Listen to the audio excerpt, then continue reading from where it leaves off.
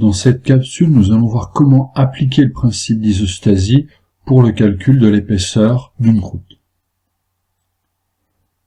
Donc, dans des exercices, on va pouvoir vous demander par exemple de calculer l'épaisseur d'une croûte, ici, cette épaisseur qui est x. Donc, je vous présente la situation. On a ici la croûte continentale qui est schématisée en rose et en dessous le manteau lithosphérique schématisé en vert. On se retrouve dans une situation où la croûte continentale, dans la colonne de gauche, forme une montagne d'une altitude de 2 km. À droite, on est dans une situation de plaine avec une croûte continentale d'épaisseur normale, 30 km, avec en dessous le manteau lithosphérique. On voit ici la surface de compensation. Donc, on vous donne aussi les différentes masses volumiques. Voyons maintenant comment procéder.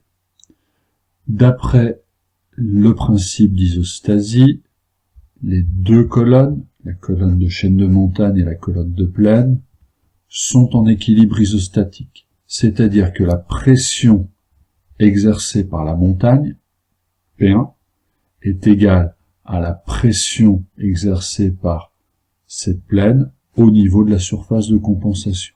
Je peux donc écrire, d'après le principe d'isostasie, que P1 égale P2.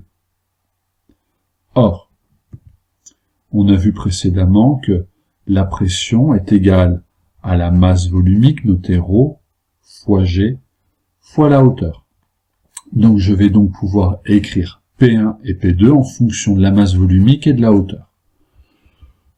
Donc P1 correspond à la masse volumique de la croûte continentale fois G fois la hauteur, qui ici est égale à x. Donc j'écris ρ de la croûte continentale fois G fois x.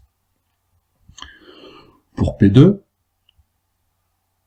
on va avoir deux choses. On va avoir l'épaisseur de la croûte continentale fois la masse volumique de la croûte continentale fois G, auquel je vais ajouter l'épaisseur du manteau lithosphérique fois la masse volumique du manteau lithosphérique fois G. Vous voyez que très simplement, G apparaissant dans tous les membres, on va pouvoir simplifier. Maintenant, il y a un paramètre que je ne connais pas directement. C'est l'épaisseur du manteau lithosphérique. Donc je vais essayer de transformer ça en y faisant apparaître x. Or, si je regarde, l'épaisseur du manteau lithosphérique, c'est x moins l'épaisseur de la croûte moins l'épaisseur de la chaîne de montagne. Il me suffit maintenant de développer et de faire passer x du côté gauche.